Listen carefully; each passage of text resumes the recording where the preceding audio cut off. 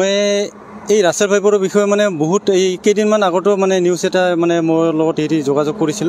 তেওঁৰ লগতো মই এইখিনি কথাই কৈছোঁ যে হয় আমি অতিকৈ মানে এনেকুৱা বিপদত পৰি আছোঁ মানে যে অতিকৈ সংকট আমাৰ ৰাইজ যে ইমান মানে যিকোনো গাঁৱে ভূঞে মানে অজগৰৰ বাচ্চা বুলি কয় ৰাইজে, কিন্তু আমি যেতিয়া আমি ৰেস্কিউ কৰিব যাওঁ তেতিয়া দেখা পাওঁ যে এইটো অজগৰৰ বাচ্চা নহয়, এইটো ৰাছেল ভাইপাৰ।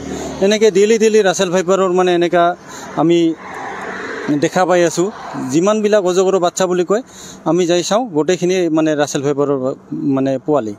এই গতিকে আমি চৰকাৰক এটা মানে অনুৰোধ জনাব খুজিছোঁ যে বঙাইগাঁৱত যিহেতুকে আমাৰ মানে ভয় লগা দিন মানে এনেকুৱা আহিছে যে এটা আমাৰ বঙাইগাঁও জিলা প্ৰশাসনৰ ফালৰ পৰা যে কৃষি বিষয়া হওক বা যিকোনো অনুষ্ঠানবিলাকত যে ৰাছেল ভাইপাৰৰ বিষয়ে অলপমান সতৰ্কতা মানে এনেকুৱা এৱাৰনেছ মানে পাতিবলৈ মানে চৰকাৰৰ তথা আমি জিলা প্ৰশাসনক মই মোৰ ফালৰ পৰা অনুৰোধ জনাইছোঁ।